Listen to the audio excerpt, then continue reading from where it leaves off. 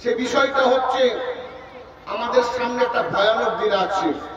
সেই দিনটা সারা পৃথিবী কম্পিত হয়ে যাবে। নিশ্চিত ওই দিন আমাদের সকলের সামনে আসবেন। তবে হ্যাঁ, ওই দিন আমাদের মতো যদি কিঞ্চিত পরিমাণে ইমানদার হয়, তারা সেই দিনের ভয়ানকতা তাদের দর্শনে আসবে না, দেখতে পাবে না। পৃথিবীর মধ্যে যখন মানুষদের মধ্যে অশালীনতা, অপ্রীতিকর কাজ, গর্হিত কাজ, হারাম কাজ তাদের দ্বারা যখন সংঘটিত হবে, আল্লাহ রাসূল বলেছেন এদের উপরে সেই ভয়ানক দিন কিয়ামত তাদের উপর আসবে।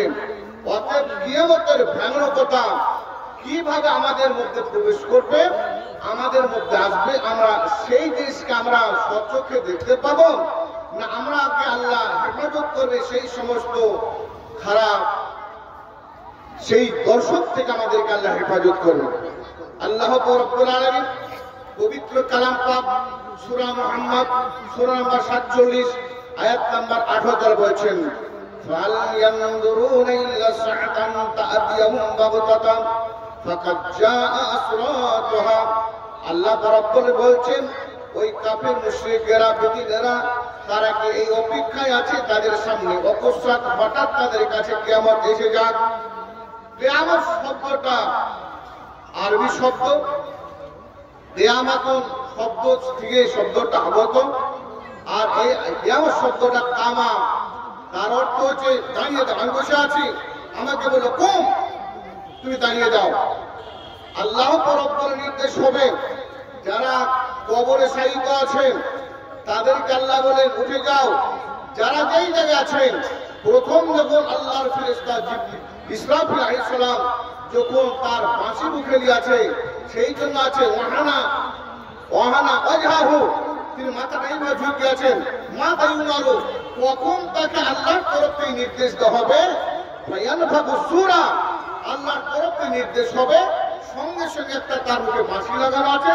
যেমন খেলার সময় রেফারি বাঁশি নিয়ে থাকে, দৌড় প্রতিযোগিতা হচ্ছে, হাই জাম্প হচ্ছে, লং জাম্প হচ্ছে, 100 মিটার 200 মিটার 800 মিটার রান হচ্ছে, লাইনে দাঁড়িয়ে দেওয়া বলে তোমরা প্রস্তুত নাও। প্রথম বাঁশি যখন দেব তোমরা স্ট্রং হয়ে যাবে, দ্বিতীয় বাঁশি যখন দেব তোমাদের ডান পা টাকা দিয়ে এগিয়ে থাকবে, বাম পাটার বুদ্ধকের থাকবে। যখন 3 বার ফুটকার দেব তখন তোমরা নিজে দৌড়ে গিয়ে সামনে একটা লাল ফিতা দেওয়া আছে, ওই ফিতাটা যে ব্যক্তি ছুঁতে পারবে সেই ব্যক্তি এই প্রতিযোগিতায় তাকে প্রথম নাম্বারের প্রতিযোগী হিসেবে ধরা হবে। ফার্স্ট ডিভিশনে কৃতকার্য হবে। আল্লাহর ফেরেশতা ইসরাফিল আলাইহিস সালাম মুখে বাঁশি নিয়ে তিনি এইভাবে দাঁড়িয়ে আছেন। একভাবে কিয়ামত শুরু, পৃথিবী শুরু থেকে নিয়ে কিয়ামত পর্যন্ত যতদিন আল্লাহর তরফ থেকে নির্দেশ দেওয়া হবে, ফেরেশতা মুখে 2 ঠোঁট দিয়ে বাঁশি ধরে আছে, মাথায় উমার এই অপেক্ষায় আছে আল্লাহ কখন তাকে নির্দেশ দিবেন, কোন সময় আল্লাহর তো নির্দেশ আসবে। সেই ফেরেশতা যখন প্রথম ফুৎকার দিবেন, সমস্ত সমস্ত পৃথিবীর মানুষ তারা যেই যেই জায়গায় আছে তারা মুখমণ্ডলের ভরে, কেউ চিৎপাট হয়ে, যেই জায়গায় জীবিত মানুষ থাকবে সবাই তারা বেশ হয়ে পড়ে যাবে, তাদের কারো হুঁশ থাকবে না। কারো মুখে ভাত দিতে যাচ্ছে, হাতে ভাত ধরা আছে, মুখে দিবে, ফুটের কাছে নিয়ে যাচ্ছেন, এই ভাত এইভাবে ধরা থাকবে। আল্লাহর তরফ থেকে নির্দেশ হবে শুরু হয়ে যাক কিয়ামত, মুখে ভাত যাবে না। কোন ব্যক্তি তিনি দুধ দোয়াচ্ছে, ফুটির স্তন থেকে, গরু পাট থেকে দুধ দিয়ে নিয়ে আসতে, একটু বাড়িতে গিয়ে চা করে খাবো, একটু ঘরে গিয়ে নিজের বাচ্চাকে খিলাবো, কিন্তু তার বাড়িতে গিয়ে এটা খাওয়া হবে না। আল্লাহ বলছেন কোন ব্যক্তি, যার ব্যক্তি উগলাতাই নেই, সে একটা মুখ একটা লোকমা হোক, সে ইরফাউ আলা ফিহে, সে নিজের মুখের কাছে নিয়ে যাবে, কিন্তু খাওয়ার সুযোগ হবে না। আল্লাহর তরফ থেকে আলাইহিস সালাম, আল্লাহর তরফ থেকে তার কিয়ামত শুরু হয়ে যাবে।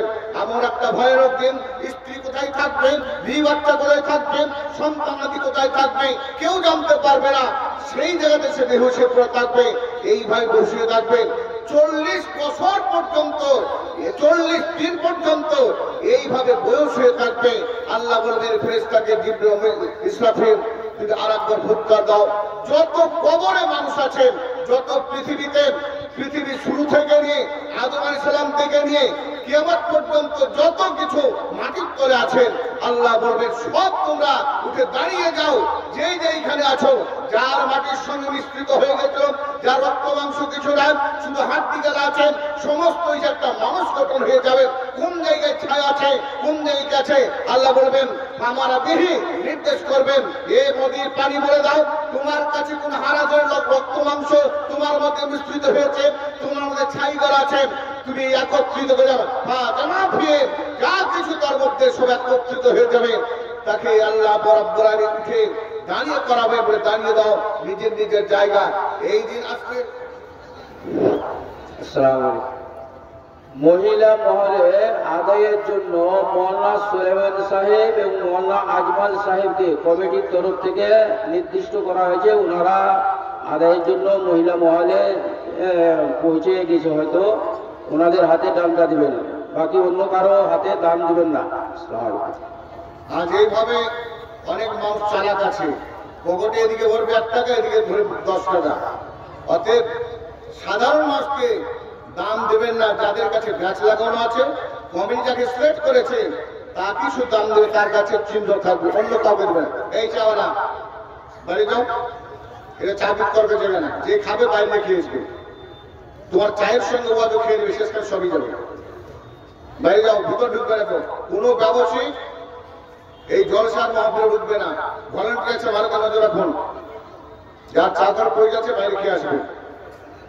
আসুন ভাই, আল্লাহ রব্বুল আলামিন যখন ইসরাফিল আলাইহিস সালাতু ওয়াস তাসলিমকে বলবেন ইসরাফিল তুমি দ্বিতীয়বার ফুৎকার দাও, দ্বিতীয়বার যখন ফুৎকার দেওয়া হবে সমস্ত মানুষ তারা যেই জায়গায় যেইভাবে ছিল তারা উঠে খাড়া হয়ে যাবে। এই তারা মৃত্যু ব্যক্তিরা যারা হাজার হাজার বছর ধরে মাটির তলে যারা ঘুরে চলে পচে গেছে, শুধুমাত্র তার পিছন দিককার একটা হাট তাদের আছে, ওই হাটকে তারা গঠিত হবে, যেইভাবে পৃথিবীতে ছিল ওইভাবে গঠন করা হবে, তাদেরকে উপস্থাপন করা হবে। এই দিন সকলের সামনে আসবেন। আল্লাহ রাব্বুল বলেছেন ফাল ইয়ানজুরুনা আন্না সাআতা, আল্লাহ রাব্বুল বলেছেন এই কাফের মুশরিকেরা বেদিনরা এই অপেক্ষায় আছে আনতা আতিহুম বাগদাতা, তাদের কাছে অকস্মাৎ হঠাৎ কিয়ামত হিজাব। এই কাফের শুনে রাখো ফাকাদ জা আসরাতুহা, কিয়ামত আসার পূর্বে জেনে রাখো অবশ্যই অবশ্যই কিয়ামতের যতগুলা নিদর্শন, কতগুলা আলামত পৃথিবীর মধ্যে এসে গেছে। কিয়ামতের ভয়ানক তখন নিদর্শন এসে যাবে। যখন ভয়ানক নিদর্শন তোমার সামনে এসে যাবে, এই বেদিরা কিভাবে আল্লাহর কোরআনের কথা, হাদিসের কথা শুনে তারা কি করে উপকৃত হবে। অতএব তোমরা সংযত হয়ে যাও। কিয়ামতের ভয়ানক নিদর্শন তোমাদের ভাগ্য হয়তো জুড়বে না, তোমরা দেখবে না। আমাদের মধ্যে যারা ইমানদার থাকবে, বিশ্বনবী জনাবে মুহাম্মদুর রাসূলুল্লাহ সাল্লাল্লাহু আলাইহি ওয়াসাল্লাম বলেছেন, হাদিসটা বর্ণনা করেছে আব্দুল্লাহ বিন মাসউদ রাদিয়াল্লাহু তাআলা আনহু, তিনি বিশ্বনবীর কাছ থেকে 848টি হাদিস বর্ণনা করেছেন। এই হাদিসটা সহিহ মুসলিমের 183 নম্বর হাদিস, 183 নম্বর হাদিস। তিনি বলেছেন ইবনে মাসউদ রাদিয়াল্লাহু তাআলা আনহু قال رسول الله صلى الله عليه وسلم لا تقوم الساعة لا تقوم الساعة, বিশ্বনবী বলেন কিয়ামত ততক্ষণ পর্যন্ত হবে না, কিয়ামত ততক্ষণ পর্যন্ত হবে না হাত্তা ইয়াকুলা আল্লাহ আল্লাহ।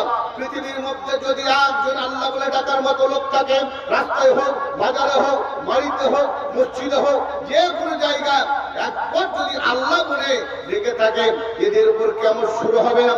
কিয়ামত কাদের হবে শুরু?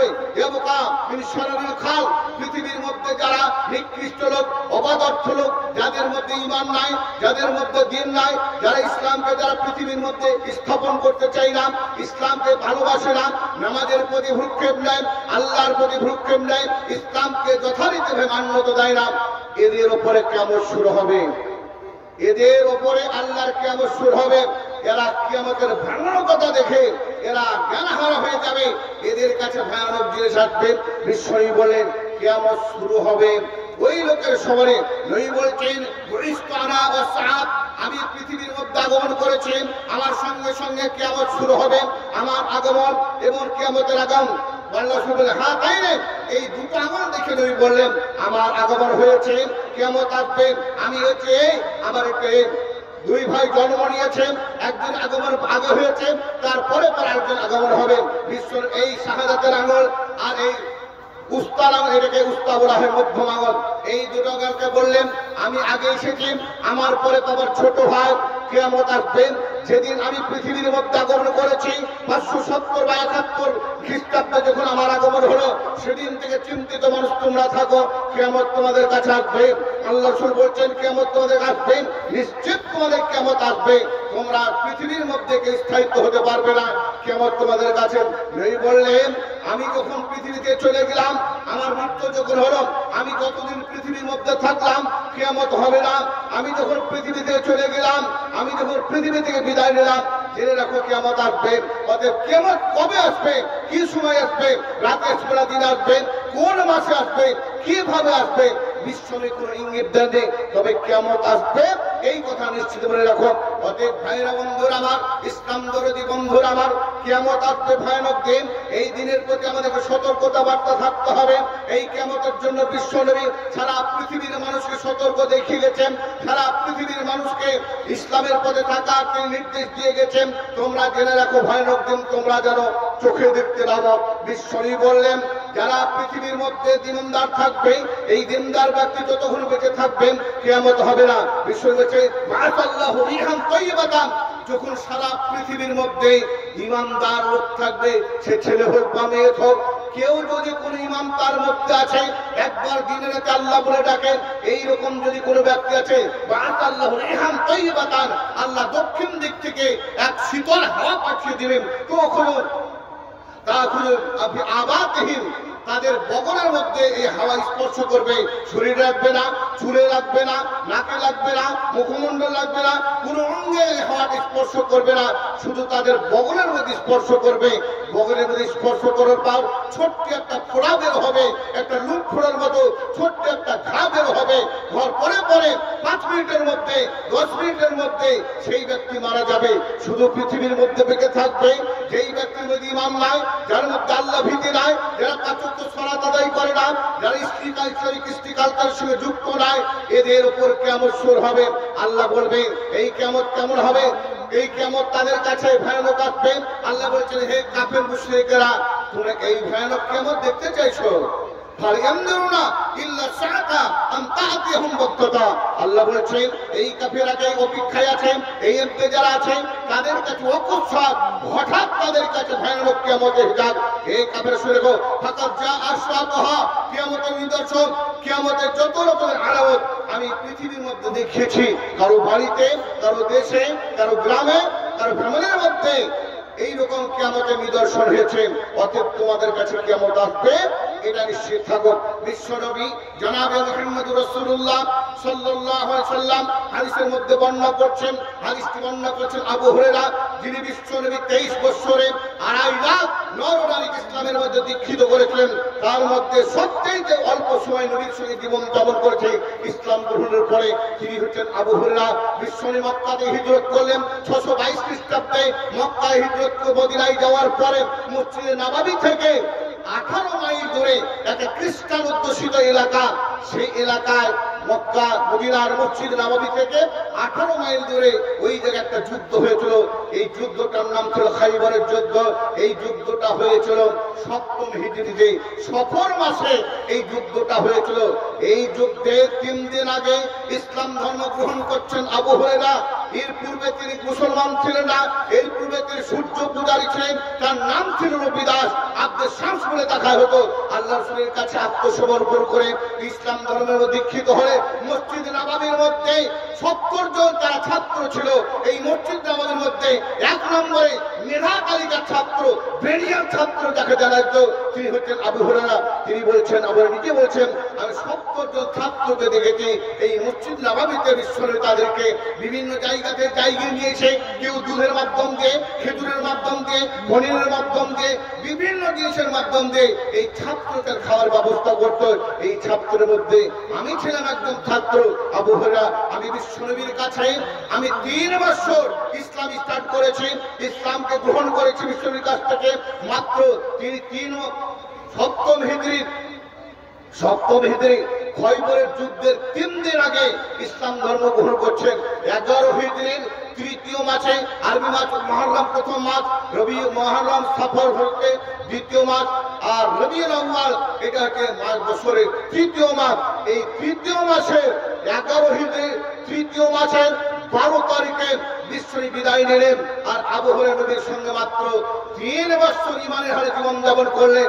3 বছরের পরও 2.5 লক্ষ নর-নারী ইসলামের মধ্যে দীক্ষিত হওয়ার পরে আবু হুরায়রার মতো এত মেধাতালিকার ছাত্র, এত ব্রেনিয়াল ছাত্র অন্য কেউ ছিল না।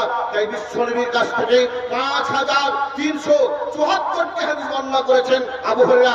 এতগুলো হাদিস কেউ বর্ণনা করেনি, কোন সাহাবিয়া করেনি, কোন সাহাবী করেনি। পুরুষের মধ্যে সবচেয়ে বেশি হাদিস বর্ণনা করেছেন তিনি হচ্ছেন আবু হুরায়রা, 5374টি। আর মহিলাদের মধ্যে সবচেয়ে বেশি হাদিস বর্ণনা করেছেন আয়েশা সিদ্দিকা রাদিয়াল্লাহু তাআলা আনহা, বিশ্বনবীর সবচেয়ে ছোট স্ত্রী। বিশ্বনবী যাকে অবিবাহিতা বাচ্চা একটা নারীকে বিয়ে করেছিলেন আয়েশা সিদ্দিকা, তিনি নবী তাকে বিয়ে করলেন। বিশ্বনবী বিয়ে করে তার তখন 7 বছর বয়স। যখন নবীর সঙ্গে বেনাবি আয়েশা বলেছেন আল্লাহ রাসূল আমার স্বামীর সাবাবাচা ভোরাত্রি হানিমনের রাত্রি পালন করে সর্বপ্রথম স্বামীর বাড়িতে আমি স্ত্রীর রূপে যখন গেলাম স্বামীর ঘরে, তখন তিনি বলছে ওয়ালা তাসআসিনা, তখন আমার বয়স ছিল 9 বছর। আর মাতা আনহা, বিশ্বনবী তাকে ঠিক চলে গেলেন। আয়েশা বলছেন ওয়ালা সামানি আশরাতা, আমার তখন বয়স হয়েছিল 18 বছর। 18 বছর বয়সে 7 বছর বয়সে বিয়ে হলো, 9 বছর বয়সে স্বামীর ঘরে গেল। আর 18 বছর বয়সে নবী তাকে ছেড়ে চলে গেলেন। 18 বছরের নবযুবতীকে রেখে এই আয়েশা সিদ্দিকা নবীর কাছে মাত্র 9 বছর জীবন যাপন কাটিয়েছেন। বিবাহের পরে থেকেছেন 2 বছর 3 বছর। তারপর তিনি স্বামীর ঘরে গিয়ে স্বামীর সংস্পর্শে থাকলেন, স্বামীর সঙ্গে উঠা বসা করলেন, স্বামীর সংসারকে দেখলেন 9 বছর। 9 বছরে আয়েশা সিদ্দিকা নবীর কাছ থেকে মহিলা সাহাবীদের মধ্যে সবচেয়ে হাদিস বর্ণনা করেছেন 2210টি। সে আয়েশা সিদ্দিকা মহিলা সাহাবীদের মধ্যে সবচেয়ে হাদিস বর্ণনা করেছেন। আবু হুরায়রা বলেছেন আবি হুরায়রা রাদিয়াল্লাহু তাআলা আনহু قال বাইনামা আমি আল্লাহর রাসূলের কাছে ছিলাম। ইজা আরাবিয়ুন, একজন বেদুইন সাহাবী, কনভার্ট মুসলমান, নতুন মুসলমান হয়েছে। সেই সাহাবী বাস করত কোথায়? আওয়ালিল মদিনা, মদিনার মেন বাজার থেকে 3 কিলোমিটার দূরে, 3 মাইল দূরে তারা জঙ্গলে ছাগল চড়াতো, জঙ্গলে গরু চড়াতো, জঙ্গলে তারা দুম্বা ছড়িয়ে বেড়াতো, পাহাড় এলাকায় দুম্বা ছড়িয়ে বেড়াতো। সেই জনৈক সাহাবী কনভার্ট মুসলমান, নতুন মুসলমান, নবীর কাছে বলছেন ইয়া রাসূলুল্লাহ মাতা সাআত, নবী আপনি বলুন কিয়ামত কখন হবে? কিয়ামত কখন হবে? আপনি আমাকে ইঙ্গিত দেন। বিশ্বনবী বললেন কিয়ামত কখন হবে? ইজা জুরিয়াতিল আমানাত ফান্তাজির সাআত। নবী বললেন এ জনৈক মুসলমান, এই কনভার্ট মুসলমান, এ নব মুসলমান, তুমি শুনে নাও, বেদুইন মুসলমান শুনে নাও, কিয়ামত ততক্ষণ হবে না যতক্ষণ পর্যন্ত পৃথিবীর মধ্যে আল্লাহর আমানতদার মানুষ থাকবে। শুনে নাও কিয়ামত কখন হবে? ইজা জুরিয়াতিল আমানাত ফান্তাজির সাআত। নবী বললেন যখন তোমাদের মধ্যে আমানতের খেয়ানত। আমানত কাকে বলে? আমার কি জিনিস? আমার কি কোনো টাকার দাম? আমানত কোনো মানুষের নাম? আমানত কোনো বস্তু? বিশ্বনবী বলেন আমানত হচ্ছে অনেস্টি, সততা। একজন মানুষ আরেকজন মানুষের কাছে টাকা রাখলো, এটা তার কাছে নিরাপদ থাকবে না। একজন অসহায় গরিব দরিদ্র ব্যক্তি, বাড়ি ঘর ভালো নয়, তার আরাম চেষ্টায়, তার ঘরে সংরক্ষণের ব্যবস্থা নয়, প্রতিবেশী একজন ভালো লোকের কাছে, ঐতিহ্যের লোকের কাছে 1 লাখ টাকা লাগলো, আমার মেয়ের বিয়েতে একটা ঘর করতে খরচ হবে, আমি আপনার কাছে যখন ঘর তৈরি করতে লাগবো, আমার বিয়ের যখন মেয়ের সময় হবে আপনার টাকা চাইব। 10 দিন পর হোক, 1 মাস পর হোক, 6 মাস পর হোক, যখন সেই অসহায় ব্যক্তি ওই নামদার ব্যক্তির কাছে, যার কাছে আমার টাকা রাখা হয়েছিল, সেই ব্যক্তি বললো আমার টাকাটা ঘুরিয়ে দে, আমি এখন ঘর করতে প্রস্তুত নিয়েছে অথবা মেয়ের বিয়ে দিতে প্রস্তুত হয়েছে, টাকাটা ঘুরিয়ে দেন। সেই ব্যক্তি বলবে তুমি তো আমাকে টাকা দাওনি, তোমার তো টাকা নেই। এই যে এটা হচ্ছে আমানত। একজন ব্যক্তি অন্যজনের মালের ক্ষতি করলো, অন্যজনের মালের সততা দেখালো না, সে একটা নিজে নিজে এই মালটাকে অস্বীকার করলো। এটাই হচ্ছে আমানত, এটাই হচ্ছে যার কাছে সত্যতা থাকবে না, যার কাছে কোনো নিরাপদ থাকবে না, কোনো আশ্রয়, কোনো যদি মানুষ চাই আশ্রয় নিতে আশ্রয় দিবে না, মালের হেফাজত হবে না, টাকার হেফাজত হবে না, জিনিসপত্রের হেফাজত হবে না, এইভাবে আমানতের খিয়ামত করবে। আবার জনৈক বেদাইন বলছে কাইফা ইদাআতুহা, এই আল্লাহ রাসূল কিভাবে এই আমানত বিনষ্ট হয়ে যাবে, কিভাবে আমানত ধ্বংস হয়ে যাবে, আমানত কিভাবে বিনষ্ট হবে, আমানত কিভাবে নষ্ট হবে। নবী বলেন এটা উচ্চতাল আমর ইলা গায়রি আহলিহি ফান্তাজি সাদ। নবী বললেন শুনে রাখো, যখন তুমি এই আমানতের জিনিস, দেশের নেতৃত্ব, সমাজের নেতৃত্ব, মসজিদের নেতৃত্ব, তুমি যখন প্রধান মেম্বার, প্রধান যখন এমন একটা ব্যক্তিকে, যেই ব্যক্তি অপদার্থক, যার শিক্ষার কোনো ব্যবস্থা নাই, দিনের কোনো শিক্ষা নাই, ইসলামের কৃষ্টি কালচার নাই, ইসলামের কোনো সিভিলাইজ নাই, ইসলামের তার কাছে মর্যাদা নাই, এইরকম লোককে যখন দেশের সমাজের নেতা তৈরি করে দেওয়া হবে, এইরকম লোককে যখন মসজিদের ইমাম তৈরি করা হবে, এইরকম লোককে যখন মসজিদের খাদেমদার তৈরি করা হবে, এইরকম লোককে যখন মসজিদের ক্যাশিয়ার তৈরি করা হবে, এইরকম লোককে যখন গ্রামের সর্দার তৈরি করা হবে, অটোমেটিক দুনিয়া ধ্বংস হয়ে যাবে। নবী বললেন আমানত তখন নষ্ট হবে। ইজা উচ্চতাল আমর ইলা গায়রি আহলিহি, গায়রি আহল, যারা উপযুক্ত নয়, অনুপযুক্ত লোককে যখন সমাজের নেতৃত্ব দেওয়া হবে। নবী বলেন এ বিদয়ীন ফান্তাজি সাদ, কিয়ামতের অপেক্ষা করো। এইরকম যখন পৃথিবীর মধ্যে অঘটন হিসাবে যেই ব্যক্তি সই করতে পারবে না, সেই রকম ব্যক্তি টিপ সই দিয়ে যে বকলমে ব্যাংকের টাকা উঠাবে, রেশনের মালপাত করবে, সমাজের মানুষের কাছে টিপ দিয়ে সেই ব্যক্তি টাকা পাস করবে, এইরকম লোকজন সমাজের নেতা হবে, কিয়ামত নষ্ট হবে। পুলিশ প্রশাসন, শাসন অবস্থা সব যখন এমন অপদার্থের হাতে চলে যাবে, কিয়ামত নষ্ট হবে, পৃথিবী ধ্বংস হবে, পৃথিবী তৎপর হবে। বিশ্বনবী জনাবে মুহাম্মদ রাসূলুল্লাহ সাল্লাল্লাহু আলাইহি ওয়াসাল্লাম বলে এর জন্য তোমরা প্রস্তুত হও। বিশ্বনবী জনাবে মুহাম্মদ রাসূলুল্লাহ সাল্লাল্লাহু আলাইহি ওয়াসাল্লাম বলছে পৃথিবীর মানুষ তোমরা শুনে দেখো, তোমাদের সামনে কিয়ামত আসবে। বিশ্বনবী বলছে তোমাদের সামনে কিয়ামত আসবে। আয়েশা সিদ্দিকা রাদিয়াল্লাহু তাআলা আনহা তিনি হাদিসকে বর্ণনা করছেন, সহিহ বুখারীর 6522 নম্বর হাদিস, সহিহ মুসলিমের 2827 নম্বর হাদিস। আয়েশা সিদ্দিকা যিনি বিশ্বনবীর কাছ থেকে সবচেয়ে বেশি হাদিস বর্ণনা করতে মহিলাদের মধ্যে 2210টি, তার মধ্যে সহিহ বুখারী এবং মুসলিম হাদিস। আয়েশা বলেছেন আয়েশা ক্বালাত সামি'তু রাসূলুল্লাহি সাল্লাল্লাহু আলাইহি ওয়াসাল্লাম ইয়াকুল, আমি নবীর মুখ থেকে শুনেছি, নিজের কানে আমি নিজের কানে শুনেছি নবীর মুখ থেকে। নবী বলেছেন ইউসার নাসু ইয়াউমাল কিয়ামাতে রফাতান উরাতান গুরলান। নবী বলছেন হে পৃথিবীর মানুষ, তুই কত পোশাক পরেছো, কত সৌন্দর্য ঘরে তুই সংরক্ষিত আছো, রাস্তায় হাঁটতে তোমার অঙ্গ প্রত্যঙ্গ কেউ দেখতে পাই না। হে মহিলা তোমরা জেনে রাখো, সমস্ত বুরকা দিয়ে শরীরকে তোমরা আবরিত করে গেছো। এমন একটা দিন আসবে, কিয়ামতের দিন তোমরা কবর থেকে উত্থিত হবে, তোমাদের অঙ্গে কিছু থাকবে না। তোমরা পৃথিবীতে যেমন এসেছেন মায়ের পেট থেকে জামাবিহীন, পোশাকবিহীন, এইরকম উন্মুক্ত হয়ে, ইউটিউব নোকাবার হয়ে, বেপর্দা হয়ে পৃথিবীতে তুমি এসে মায়ের পেট থেকে তুমি কবর থেকে উঠবে উলঙ্গবিহীন হয়ে, উলঙ্গ অবস্থায় উঠবে। পরনে পোশাক থাকবে না, গায়ে জামা থাকবে না, তোমার মেকআপ দিয়ে মাথা ঢাকা থাকবে না। সেই দিন তোমার অঙ্গ প্রত্যঙ্গ উন্মুক্ত থাকবে, ইউটিউব নোকাবার হয়ে থাকবে, তুমি এক্সপোজ হয়ে থাকবে, তোমার পরনে খুব কাপড় থাকবে। শুধু তাই নয়, পরনে খুব উত্তপ্ত মাটির উপর হাঁটবে, পায়ে খুব চপ্পল জুতো থাকবে না, উত্তপ্ত আগুনের হাঁটবে, পাথরের উপর হাঁটবে, আগুনের উপর হাঁটবে, তোমার পায়ে জুতো থাকবে না। বললাম হে পুরুষরা তোমরা শুনে রাখো, তোমাদের যেমন মায়ের পেট থেকে জন্ম নেওয়ার পর তোমার যখন মুসলমানি দেওয়া ছিল না, তোমার খাতনা করা ছিল না, ওই রকম তুমি পৃথিবীতে আসবে কবর থেকে খাতনাবিহীন অবস্থায়, মুসলমানি দেওয়া থাকবে না, সবাই উলঙ্গ হয়ে একসঙ্গে ছেলে মেয়ে উভয় তারা আসবে।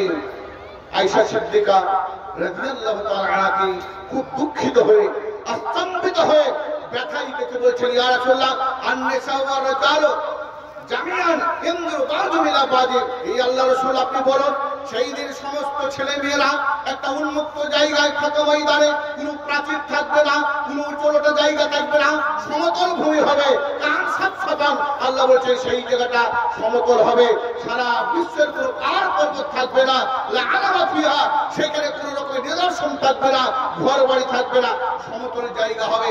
ছেলে মেয়ে উভয় তারা সুন্দরী অসুন্দরী, সুস্ত্রী বিস্ত্রী সমস্ত নর ও নারী এক জায়গায় একত্রিত হবে, সমাবেত হবে। এই আল্লাহ রাসূল পুরুষের নারীদের দিকে তাকিয়ে দেখবেন, নারীরা পুরুষের অঙ্গের দিকে তাকিয়ে দেখবেন, লজ্জাস্থলে দিয়ে থাকবেন। আমি আয়েশা সিদ্দিকা, আল্লাহ রাসূল আপনার আমি স্ত্রী, আমি সেই দিন লাম্পে থাকবো, আমার তো বেইজ্জত হবে, আমার অসম্মান হবে, আমি সেই দিন পুরুষের সামনে কি করে আমি লজ্জিত হব। আল্লাহ বলে আয়েশা আমরা আসাধ্য মিনহু, আয়েশা শুনে রাখো সেই দিনকার ব্যবস্থাটা এত বড় হবে, এত ভয়ানক হবে।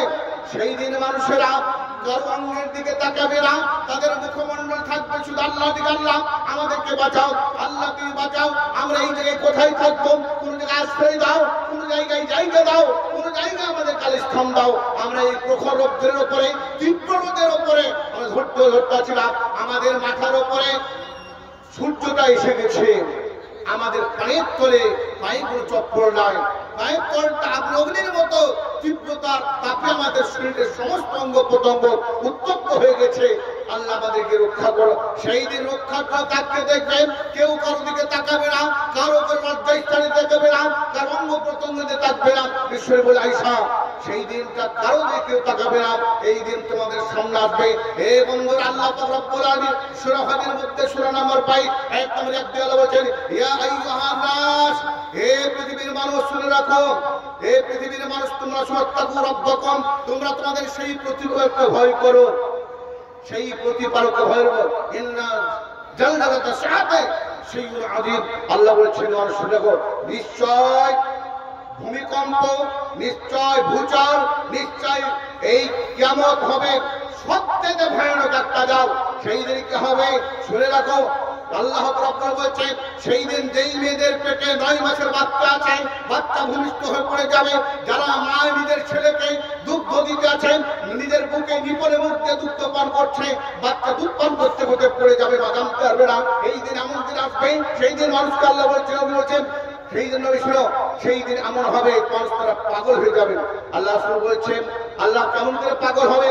তারা মদ্যপান করবে। বলছে না, তারা মদ্যপান করে, ওয়ালাকিন্না আযাবাল্লাহ শাদীদ, আল্লাহর ভয়ানক আযাবের কারণে তারা অস্থির হয়ে যাবে। সন্তানের প্রতি খেয়াল থাকবে না, নিজের ছেলের প্রতি খেয়াল থাকবে না, যাদের কারণে পৃথিবীর মধ্যে অনিয়া দেখিয়েছিল, যাদের মধ্যে তারা পৃথিবীর আল্লাহর ইবাদত থেকে তারা দূরে হয়েছিল, সেই ব্যক্তিরা কিয়ামতের ভয়ানক আযাব দেখে তারা অস্থির পাগলের মতো উৎফুল্ল হয়ে পশুপক্ষীর মতো ছুটে পড়বে, কারো প্রতি কোন রকমের খেয়াল থাকবে না। সেই দিন মানুষ তোমাদের কাছে আসবেন। বিশ্বনবী জনাবে মুহাম্মদ রাসূলুল্লাহ সাল্লাল্লাহু আলাইহি সাল্লাম অন্য হাদিসের মধ্যে আয়েশা বলেছেন, হাদিসটা বর্ণনা করছেন আনাস বিন মালিক রাদিয়াল্লাহু তাআলা আনহু, তিনি বিশ্বনবীর কাছ থেকে 2286 হাদিস বর্ণনা করছেন। বিশ্বনবীর কাছ থেকে 2286 হাদিস বর্ণনা করছেন। তিনি হচ্ছেন আনাস বিন মালিক। বিশ্বনবীর কাছে তিনি বিশ্বনবীকে তিনি বলেছেন, খাদামতু রাসূলুল্লাহ সাল্লাল্লাহু আলাইহি ওয়াসাল্লাম আসমা সিরিনা, আমি বিশ্বনবীর পায়ের জুতো বয়ে দিয়েছি 10 বছর, পায়খানার পানি বয়ে দিয়েছি 10 বছর, বিশ্বনবীর গায়ে তেল মাখিয়ে দিয়েছি, জাইতুনের তেল নবীর গায়ে মালিশ করে দিয়েছি 10 বছর। আমি নবীর খাদেম ছিলাম, খাদেমে রাসূল ছিলেন। সেই সাহাবী বলছেন, হাদিসে বর্ণনা করছেন। আসসালামু আলাইকুম। বাইরে যে সমস্ত মেহমান আসেন, আপনাদের খাওয়ার ব্যবস্থা আছে, মাস্টার রিয়াজুল সাহেবের স্কুলে চলে যান। বাইরের লোকজন আপনাদের খাবার ব্যবস্থা আছে, মাস্টার রিয়াজুল ইসলামের স্কুলে চলে যান। ইসলাম আমার স্কুল ভাই, আমার নাম রিয়াজুল ইসলাম, স্কুলের নাম রিয়াজুল ইসলাম। আমার স্কুলে খেতে পাবে, তাহলে আমার সবাই চেন না, যতক্ষণ আমি থাকবো চেন না, তাহলে আমার বাড়িতে অপমান করা হবে আর খাবারটাও হজম হবে। আমাদের মানুষের মধ্যে দেখেছি যে মানুষ খাইতে পারিয়ে। আমি বলে থাকি, যারা এই মসজিদের জলসায়, মাদ্রাসায় জলসায় এসে খেয়ে পালিয়ে গিয়ে তাদের পেট খারাপ হবে, হাসপাতালে ভর্তি হতে হবে। তাদের যদিও খেতে যান, খেয়ে পুনরায় ফিরে এসে এখানে বসবে, তবে আপনার আল্লাহর প্রিয় ব্যক্তি হতে পারবে, ইসলামের সমর্থ হতে পারবে। খেয়ে পালিয়ে যাবেন, বাড়িতে ঘুমাবো এ করে না ভাই, আর ও করলে খেতে যাবেন না, বারবার করে খাবে। যা হোক, আমি বলছিলাম আনাস বিন মালিক তিনি বর্ণনা করছেন হাদিসটি 4153 নম্বর হাদিস, 4153 নম্বর হাদিস সহিহ মুসলিমের। বিশ্বনবী বলেছেন, ওয়ান আনাস রাদিয়াল্লাহু তাআলা قال আন্না রাজুলান قال جاء رجل الى النبي صلى الله عليه وسلم فقال يا نبي الله কাইফা ইউসারুল কাফিরু আলা ওয়াজহিহি ইয়াউমাল কিয়ামাত। আল্লাহ রাসূল বসে আছেন মসজিদ নববীতে, একজন জনৈক ব্যক্তি এসে বিশ্বনবী বলছেন, হে মুহাম্মদ, তিনি বলছেন, ইয়া নবী আল্লাহ, হে আল্লাহর নবী, কাইফা ইউসারুল কাফিরু আলা ওয়াজহিহি ইয়াউমাল কিয়ামাতে, কিয়ামতের দিনে যারা কাফের ব্যক্তি হবে, যারা বেনামাজি হবে, যারা আল্লাহর বহির্ভূত ব্যক্তি যারা হবে, যারা অসমর্থ ব্যক্তি হবে, তারা কিয়ামতের দিনে মুখের ভরে কি করে উঠবে কবর থেকে। এখান থেকে শামের মাটি হচ্ছে ৪,৫০০ কিলোমিটার। এই মনিরামপুর থেকে শামের মাটি, ফিলিস্তিনের মাটি হচ্ছে ৪,৫০০ কিলোমিটার। এই মাটিটুকু আপনাকে মুখের ভরে হেঁটে যেতে হবে। আপনাকে আমাকে, যদি আমি আল্লাহর বান্দা না হই, যদি আমি ইসলামের সমর্থক না হই, আমি যদি ৫ ওয়াক্ত সালাত আদায় না করি, আমাকে মনিরামপুরের কবরস্থান থেকে, সেই কবর থেকে উঠে মুখের ভরে হেঁটে যেতে হবে। হাত দুটো পেছন দিকে বেঁধে দেওয়া হবে, পা দুটো সিমেন্টিং করা হবে, এই মুখটাকে নিচে করা হবে, পা দুটো ওপর করে হাঁটতে থাকবে ৪,৫০০ কিলোমিটার। কতদিনে যাবেন?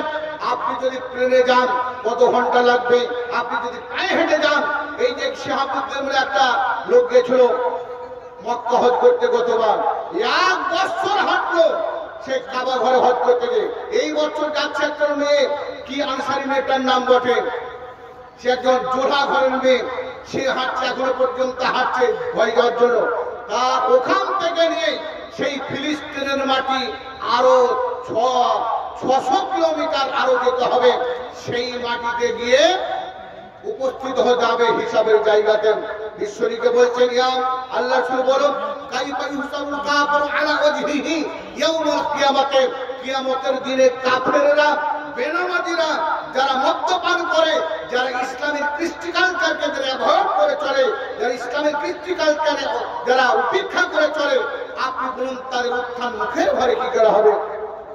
বিশ্বরী বলেন, আলাইসাল্লাযী, তোমার এই কথা করে না, আল্লাহ আমসাউফিদ দুনিয়ার ইদ্রাইনে, যেই মহান আল্লাহ পৃথিবীর মধ্যে, তুমি যখন মায়ের পেট থেকে এসো, তুমি জানো নি তুমি পায়ের ভরে হাঁটবে না বুকের ভরে হাঁটবে, না পিঠে হাঁটবে না বুক পেরে হাঁটবে, তুমি জানো নি। তুমি জানতে পারলে, তুমি যখন এসে মায়ের পেট থেকে জন্ম নিলে, মায়ের পেটে তুমি তো থাকলে ৯ মাস বা ১০ মাস থাকলেন, মায়ের পেট থেকে আসার পর ২ বছর বা ১.৫ বছর বা ২.৫ বছর তুমি মায়ের পেট থেকে আসার পর দুগ্ধ পান করলেন। তারপর আস্তে আস্তে তোমার মায়ে হোক, বোনে হোক, দাদিতে হোক, নারীতে হোক, ছোট ভাই বলে তোমাকে হাঁটা শিখিয়েছে। বলো পৃথিবীর মধ্যে কে ব্যক্তি ওই বাচ্চাটাকে হাঁটা শিখিয়েছে? যেই আল্লাহ পৃথিবীর মধ্যে তোমাকে ২ পায়ে হাঁটা শিখিয়েছেন, সেই মহান আল্লাহ কিয়ামতের দিন তোমাকে মুখের ভরে হাঁটাবেন। আল্লাহর কাছে যদি আশ্চর্য ছড়ায়, তোমাকে পৃথিবীর ভরে তুমি যেই মুখ দিয়ে আল্লাহকে স্মরণ করনি, যেই মুখ দিয়ে কোরআন পড়নি, যেই মুখ দিয়ে হাদিসের কথা মাননি, যেই কথাগুলো বললে তোমরা মুখকে ঘুরিয়ে চলে গেছো, এই মুখটা দিয়ে কিয়ামতের দিন তোমাকে হাঁটা করাবে ৪,৫০০ কিলোমিটার। তুমি হেঁটে যাবে, কতদিন লাগবে, কত মাস লাগবে, তুমি শিক্ষা করে দেখো। সেই কিয়ামতের দিন কেমন হবে? একটা দিন হবে ৫০০ বছর, কোন আয়াত আছে ১,০০০ বছর রাস্তা হবে, সেই জায়গা তোমাকে হাঁটতে হবে। একটা দিন হবে ১,০০০ বছরের সমান। কতদিন হাঁটতে হবে তোমাকে? সেই ফিলিস্তিনের মাটিতে মুখের ভরে হেঁটে যাবে। সামনে পড়বে পাহাড়, সামনে পড়বে বাংলাদেশের বেড়াতারের কাঠ, সামনে পড়বে বড় সমুদ্র, সামনে পড়ে আটলান্টিক মহাসাগর, আরব মহাসাগর, সমস্ত মহাসাগরকে পার হয়ে তোমাকে মুখের ভরে যেতে হবে। সেই দিন তুমি কি করে মুখের ভরে যাবে? সেই মুখ থেকে তুমি আল্লাহকে স্মরণ করো।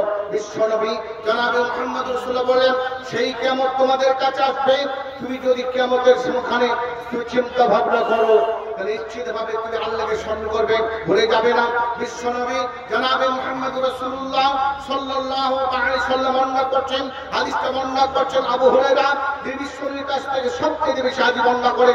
হাদিসটা সহিহ বুখারীর ২,২৪৯ নম্বর হাদিস, ২,০ 249 নম্বর হাদিস, সহিহ মুসলিমের 228 নম্বর হাদিস। বিশ্বনবী বলেছেন, অন আবি হুরায়রা রাদিয়াল্লাহু তাআলা আনহু قال رسول الله صلى الله عليه وسلم والذي نفسي بيده, আমি সেই সত্তার কসম করে বলছি, সেই মহান আল্লাহর কসম করে বলছি যার হাতে আমার জান রয়েছে, লা তাযহাবুদ দুনিয়া, এই দুনিয়া ধ্বংস হবে না, এই দুনিয়া বিনষ্ট হবে না, এই দুনিয়া ধূলিসাৎ হবে না। তুলোর মতো, বিক্ষিপ্ত তুলোর মতো উড়িয়ে উড়িয়ে পুরো পার যত বড় বড় বিল্ডিং, মার্বেলের হোক, সোনার হোক, চাঁদির হোক, যে কোনো মার্বেলের সেই বিল্ডিং পাথর উড়ে চলে যায় বালির মতো, সেই দিন অতক্ষণ পর্যন্ত হবে না। হাত্তা ইয়ামারুর রাজুলু আলাল কাবরাইন, এই একজন মানুষ সেই মনিরামপুরের হোক অথবা যে কোনো জায়গার হোক, রাস্তা দিয়ে যাবে, রাস্তার ধারে প্রসিদ্ধ ব্যক্তির কবর আছে, সে নিজের মায়ের কবর হোক, বাপের কবর হোক, কোন একজন ওলামার কবর হোক, কোন একজন দামি বেশি গ্রামের মধ্যে সম্ভ্রান্ত নেককার ব্যক্তির কবর হোক, সেই কবরকে জড়িয়ে দিয়ে আমার কামরায় কবরকে জড়িয়ে দিয়ে বুক দিয়ে বলবে, ইয়া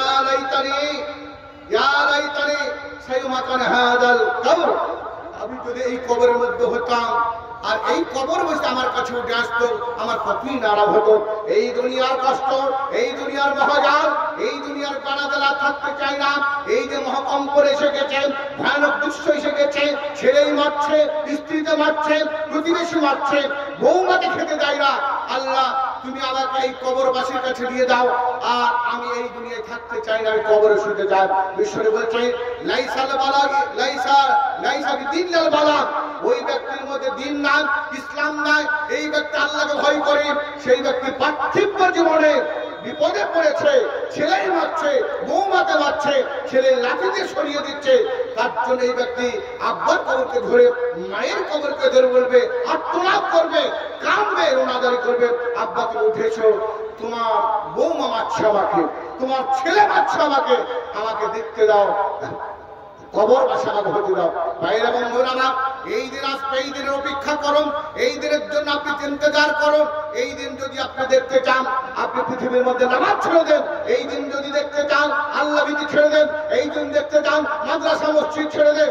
এই দিন যদি দেখতে চান, চায়ের দোকানে বসে বসে আপনি টিভি দেখুন, নেকেড ফিল্ম দেখুন, ব্লু ফিল্ম দেখুন, আপনি নর্তকীদের নাচনা দেখুন, মসজিদ আজান হতে মসজিদের প্রতি ভ্রুক্ষেপ নিয়ে দেখুন, নিশ্চিত আপনার কিয়ামত শুরু হবে।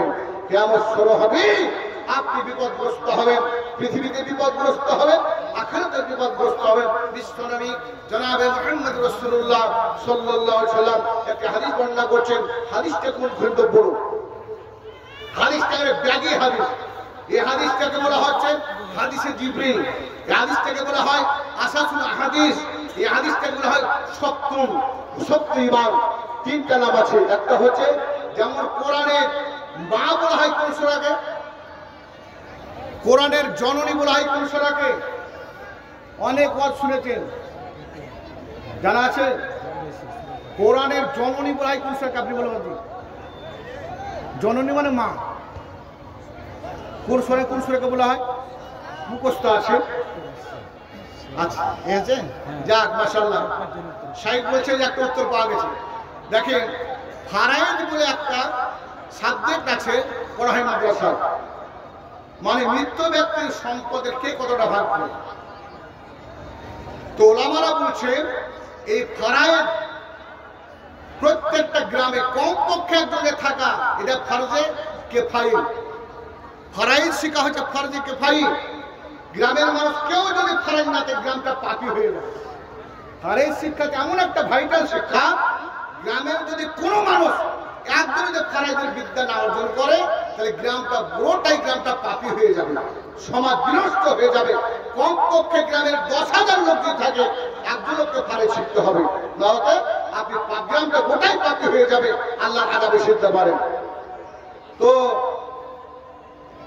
আল্লাহ রাসূল বললেন, যে হাদিসটাকে হাদিসে জিবরিল বলা হয়, আসাসুল হাদিস বলা হয়, সত্য ঈমান বলা হয়, সেই হাদিসটা হচ্ছে ওমর ইবনে খাত্তাব হাদিসটা বর্ণনা করেছেন। হাদিসটা উম্মুল আহাদিস বলা হয়েছে, মানে হাদিসের বুনিয়াদ, এই হাদিসটাকে বলা হয়েছে। আর এই হাদিসের মধ্যে ঈমানের 7টা অঙ্গগুলো আছে, সেটা সত্য ঈমান বলা হয়েছে। এই হাদিসটা খুব গুরুত্বপূর্ণ হাদিস। জিবরাইল আমিন নবীর কাছে স্বয়ং এসে উপস্থিত হয়ে নবীকে প্রশিক্ষণ দিচ্ছেন, নিজেও নিচ্ছেন, প্রশিক্ষণ দিচ্ছেন। হাদিসটা বর্ণনা, হাদিসটা আছে সহিহ মুসলিমের 8 নম্বর হাদিস, সুনানে আবু দাউদের 4695 নম্বর হাদিস। হাদিসটা রয়েছে সুনানে নাসাইতে 4499 নম্বর হাদিস। জামি সহিহ হাদিসটা আছে 153 নম্বর হাদিস এবং as-সহিহুত তারগিবের মধ্যে 72 নম্বর হাদিস। এতগুলো সহিহ হাদিসের মধ্যে হাদিসটা আছে। হাদিসটা বর্ণনা করছেন মুসলিম জাহানের দ্বিতীয় খলিফা বিশ্বনবী নিজের শ্বশুর। বিশ্বনবী 4 জন খলিফার মধ্যে 2 জন হচ্ছে শ্বশুর আর 2 জন হচ্ছে জামাই। আবু বকর হচ্ছে শ্বশুর, আয়েশা সিদ্দিকার আব্বা, আয়েশা সিদ্দিকা নবীর স্ত্রী, সেই সূত্রে তিনি নবীর শ্বশুর হচ্ছেন। হাফসা রাদিয়াল্লাহু তাআলা আনহা তিনি হচ্ছেন ওমর ইবনে খাত্তাবের মেয়ে। হাফসার সঙ্গে নবীর বিয়ে হয়েছে, সেই সূত্রে আয়েশা হাফসার দিক দিয়ে ওমর হচ্ছেন নবীর শ্বশুর। আর উসমান গনি হচ্ছেন নবীর 2 মেয়ের স্বামী। প্রথম বিয়ে তো রুকাইয়ার সঙ্গে, রুকাইয়া যখন মারা গেলেন তারপর নবী এইরকম সফি জামাই, এইরকম সাধু জামাইকে দেখলেন উম্মে কুলসুম রাদিয়াল্লাহু তাআলা আনহার ঘরে, আবার তাকে তার হাতে তুলে দিলেন। আর আলী রাদিয়াল্লাহু তাআলা আনহা তিনি হচ্ছে আয়েশা সিদ্দিকা, ফাতেমা রাদিয়াল্লাহু তাআলা আনহার স্বামী। এই 4টা সাহাবীর মধ্যে 2 জন হচ্ছে শ্বশুর। আর এই হাদিসটা বর্ণনা করছেন মুসলিম জাহানের দ্বিতীয় খলিফা উমর ইবনে খাত্তাব রাদিয়াল্লাহু তাআলা আনহু। উমর ইবনে খাত্তাব নবীর কাছ থেকে 539টা হাদিস বর্ণনা করেছেন।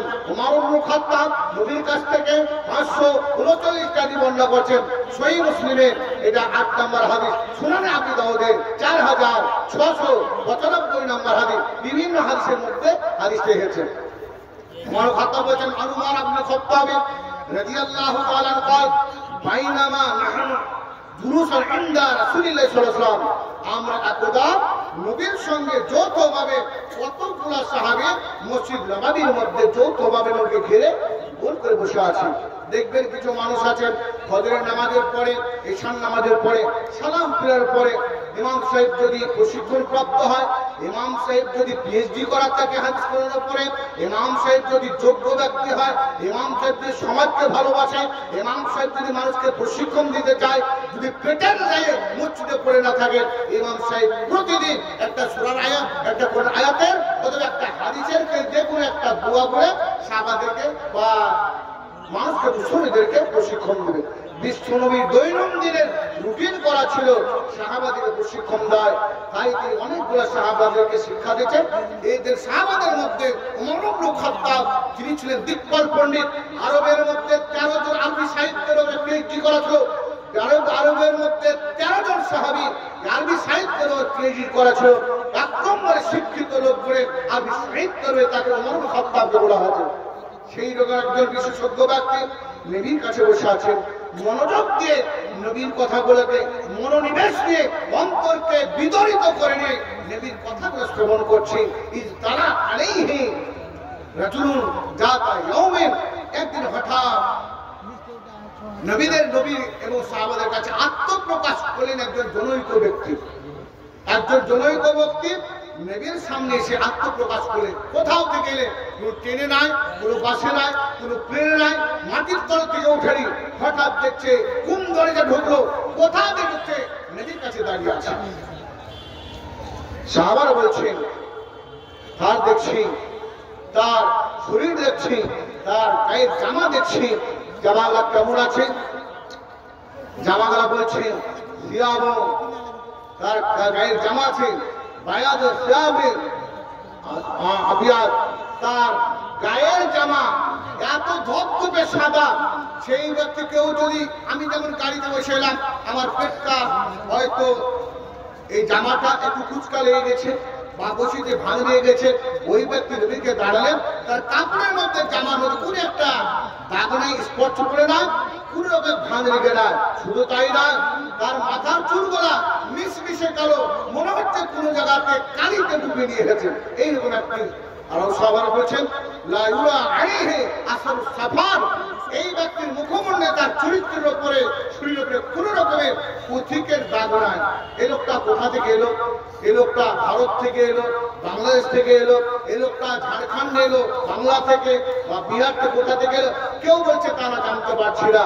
শুধু তাই না, লা ইয়ারাফু মিন্না আহাদুন, আমাদের মধ্যে যারা সাহাবী ছিলাম 10 জন 12 জন 50 জন আমরা কেউ তাকে চিনতে পারছি কোথাকার লোক। নবীর কাছে প্রশিক্ষণ নিচ্ছেন ইয়ামানের লোক, নবীর কাছে প্রশিক্ষণ নিচ্ছেন ফিলিস্তিনের লোক, নবীর কাছে প্রশিক্ষণ নিচ্ছেন কুফার লোক, নবীর কাছে প্রশিক্ষণ নিচ্ছেন ইরাকের লোক, নবীর কাছে প্রশিক্ষণ মিশরের লোক, নবীর কাছে প্রশিক্ষণ নিচ্ছেন আরবের লোক। সারা বিশ্বের জায়গায় নবীর কাছে সাহাবারা বসে আছেন। কেউ বলছে না যে আমার এলাকার লোকটা কেউ চিনতে পারছেন। সেই ব্যক্তি আছেন জালাসা ইলান নবী সাল্লাল্লাহু আলাইহি ওয়াসাল্লাম, নবী বসে আছেন হাঁটু করে, নবীর কাছে বসলেন। ফাসবাদা রুকবাতাই আলা রুকবাতাহিম, নবীর হাঁটুর সঙ্গে এই দুই হাঁটু আর নবীর হাঁটুর সঙ্গে মিলিয়ে দিলেন। আর ওয়াজা গাফাই আলা ফাখিদাহি, নবীর উরুর উপরে তার দুটো হাত রাখলেন।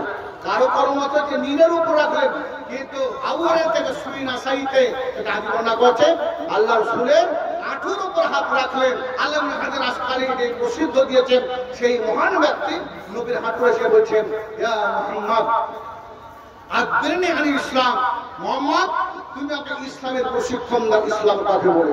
বিশ্ব নবী সমস্ত সাহাবাদিকের শিক্ষা ছেড়ে দিয়ে সমস্ত শিক্ষাকে বাদ দিয়ে বলছেন তুমি ইসলাম শিক্ষা নিবে।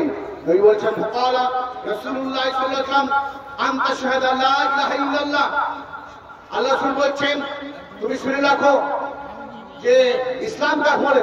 আনতা শাহাদা লা ইলাহা ইল্লাল্লাহ, তুমি সাক্ষী দাও, মুখে দাওয়া দাও যে আল্লাহ ছাড়া দ্বিতীয় কোনো উপাস্য নেই, আর মুহাম্মদ সাল্লাল্লাহু আলাইহি ওয়াসাল্লাম আল্লাহর প্রেরিত রাসূল এবং আল্লাহর মনোনীত বান্দা। এই কথা বলো। তারপর বলো, এই কথা বলার পর তুমি বলে থাকো যে আল্লাহ ছাড়া দ্বিতীয় উপাস্য নাই, আর তুমি বলো ওয়াতাকুমুস সালাহ, আর তুমি 5 ওয়াক্ত তুমি 5 ওয়াক্তের ফরজ নামাজটা পড়ো, সুন্নাত পড়ো না, তুমি ফরজ নামাজ পড়ো। ওয়া তুতিয়া যাকাতা, আর তুমি ফরজ নামাজ আদায় করবার যাকাত আদায় করো। ওয়া তাউতাল বাইতা, আর ইসতাতাইনি সাবিলা, তুমি আল্লাহর পথে সমর্থিতাকে অর্থের যানবাহনের তুমি হজ করতে যাও। ওয়া তাসুমা রমজানা, ওয়া তাসুমা রমজানা, তুমি রমজান মাসে 12 মাসের মধ্যে একটা মাস 29 হোক বা 30 হোক, এই মাসে তুমি রোজা ব্রত অবস্থায় পালন করবে। এই কথা যখন বললেন তখন সেই ব্যক্তি বলছেন সাদাক্তা, তুমি সত্য বলেছো। তোমার মুখ থেকে উত্তর পেলাম খুব সঠিক। তাহলে প্রশ্ন করছে একজন অজ্ঞর মতো, প্রশ্ন করছে একজন অজ্ঞ ব্যক্তির মতো, কিছু জানে না। প্রশ্নের উত্তর পর মনে হচ্ছে যখন উত্তরটা শোনা হলো যিনি সার্টিফাইড করছেন সত্যি পরিণত হয়েছে বিশেষজ্ঞ একটা নবীর চাইতে শিক্ষিত ব্যক্তি। সারা বলছেন আমরা আশ্চর্যান্বিত হয়ে গেলাম। সে নিজে প্রশ্ন করছে, প্রশ্ন করার পর সেই কথাকে নিজে আবার সার্টিফাইড করছে, আবার সত্যে পরিণত করছে। এবার আজিম ছাত্রই ছাত্রের মতো বলছে শিক্ষকের কাছে হাঁটু করে, হাঁটুর মধ্যে হাঁটু করেছে, নবীর উরুর উপর দিয়ে হাত রেখেছে, রানের ওপরে প্রশ্ন করছে নবীকে ছাত্রের মতো। উত্তর শোনার পর সে মনে হচ্ছে বিশেষজ্ঞ ব্যক্তি সত্য বলেছেন, নবীর চাইতে ব্যক্তি বেশি জানেন। তিনি আবার বলছেন ইয়া মুহাম্মদ আখবিরনি আনিল ঈমান, হে মুহাম্মদ তুমি আমাকে প্রথম বলে ইসলাম কাকে বলে, তুমি এখন বল ঈমান কাকে বলে।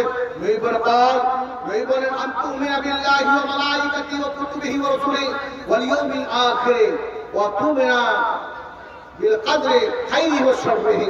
নবী বললেন তুমি বই বিশ্বাস করো যে আল্লাহর উপরে, আনতুমিনা বিল্লাহ, তুমি ঈমান নিয়েছো আল্লাহর প্রতি, আল্লাহ ছাড়া দ্বিতীয় কোনো উপাস্য নাই, এই কথার উপরে বিশ্বাস রাখো, মনের মধ্যে আস্থা রাখো, তুমি মুখের দ্বারাই বলো, কাজের দ্বারাই পরিণত করো, এবং তুমি সেই জিনিসটাকে তুমি সময়ে সেই কথা উপস্থাপন করো। এটা হচ্ছে ঈমান। আবার নবী বললেন তুমি আল্লাহর যত নবী হয়েছে পৃথিবী তার প্রতি ঈমান নিয়েছো, আল্লাহ পৃথিবীর মধ্যে যত কিতাব পাঠিয়েছেন তার উপর ঈমান নিয়েছো, পৃথিবীর মধ্যে আল্লাহ যত ফেরেশতা পাঠিয়েছেন তাদের উপর ঈমান নিয়েছো, কিয়ামতের প্রতি বিশ্বাস করো, আর বিশ্বাস করো তুমিনা বিল কদরে, তোমরা ভাগ্যকে বিশ্বাস করো, শাররিহি ওয়া খায়রি, সে ভাগ্য ভালো হোক বা খারাপ হোক। একদিন তুই ব্যবসা করতে গেলে তোমার লাভ হলো না, তুই বলে যে আল্লাহ আমার ভাগ্যে লেখা ছিল, আল্লাহ লিখে দিয়েছেন ভাগ্যে, বিশ্বাস করো। একদিন তুমি অনেক টাকা ইনকাম হলো, তুমি বলে করে ভাগ্যে তোমার লেখা ছিল ইনকাম হবে, এটা তুমি বিশ্বাস করো। অর্থাৎ ভালো মন্দের প্রতি বিশ্বাস করো, এটা হচ্ছে ঈমান। অথবা সেই ব্যক্তি বলছে ইয়া মুহাম্মদ আখবিরনি আনিল ইহসান, হে মুহাম্মদ তুমি আমাকে আমাকে এহসান সম্পর্কে জানাও। এহসানের শাব্দিক অর্থ হচ্ছে একজ্ঞ চিত্তে আল্লাহর দিকে মনোনিবেশ করা, একজ্ঞ চিত্তে আল্লাহর দিকে মনোনিবেশ করা, একজ্ঞ চিত্তে আল্লাহর দিকে মনোনিবেশ করা। কেউ ডাকছে ছেলেকে, আব্বা ডাকছে, মা ডাকছে, এই সমস্ত জিনিসকে প্রত্যাখ্যান করে দেন। আমি নামাজে দাঁড়িয়ে আছি, সলাতে দাঁড়িয়ে আছি, অটল ভাবে আল্লাহর প্রতি ধ্যান রেখে আমি সেই দিকে দাঁড়িয়ে আছি। একই বলে এহসান। বিশ্বনবীকে বলে যে আল্লাহ শুধু আমি এহসান সম্পর্কে দাঁড়িয়ে দেন নেই, বলছেন আনতা আবুদাল্লাহ ফাইন্নাকা আনতা আবুদাল্লাহ কান্নাকা ইয়ারাহু ফাইন লাম তাকুন তারাহু ফাইন্নাহু ইয়ারাকা। নেই বলছেন এহসান কাকে বলে শুনে নাও। এই জনৈক ব্যক্তি এহসান কাকে বলে শুনে নাও। মনে করো কান্নাকা তারাহু, মনে করো তুমি আল্লাহকে দেখতে পাচ্ছ। ফাইন লাম তাকুন তারাহু, যদিও তুমি আল্লাহকে দেখতে না পাও, ফাইন্নাহু ইয়ারাকা, নিশ্চয়ই তিনি আল্লাহ তোমাকে দেখছেন।